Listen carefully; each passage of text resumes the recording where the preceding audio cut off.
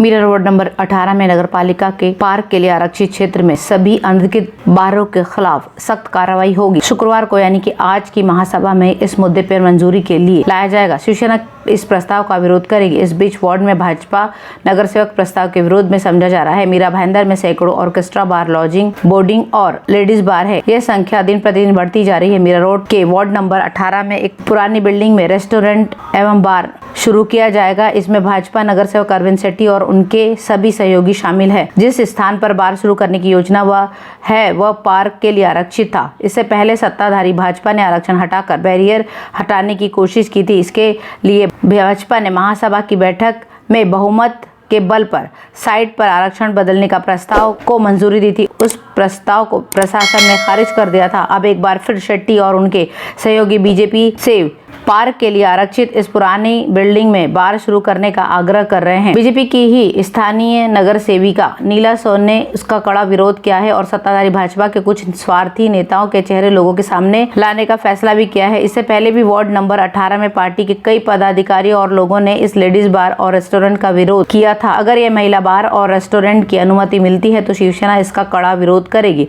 विधायक प्रताप सरनाईक ने कहा है कि यह विरोध हम लेकर सड़कों पर उतरेंगे। विधायक प्रताप सरनाईक ने मुख्यमंत्री उद्धव ठाकरे को पत्र भेजा है कि मीरा भाईंदर नगर पालिका में अनधिकृत रेस्टोरेंट, लेडीज बार व लॉजिंग, बोर्डिंग के खिलाफ तत्काल कार्रवाई की जाए। मीरा भाईंदर नगर पालिका क्षेत्र में वर्सोवा ब्रिज से लेकर दहिसर चेकनाका तक, साथ ही शहर के मध्य भाग और उत्तर में के पहाड़ी इलाकों में कई अनधिकृत होटल, लेडीज बार और लॉजिंग, बोर्डिंग चल रहे हैं। सरनाईक ने कहा कि यदि जल्द से जल्द इनके खिलाफ कार्रवाई नहीं की गई तो हम आंदोलन करेंगे।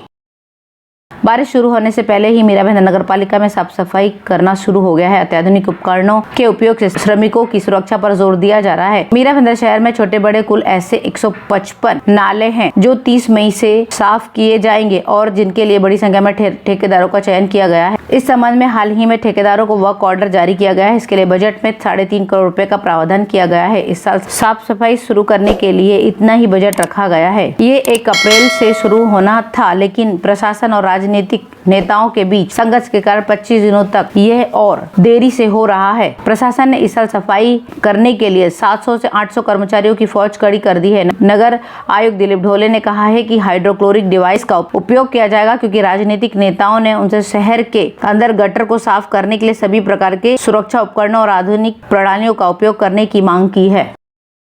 मीरा भाईंदर पालिका अब तो भ्रष्टाचार का गढ़ ही बन गई है। सिंडिकेट गोल्डन गैंग हमेशा ही चर्चा में रहती है।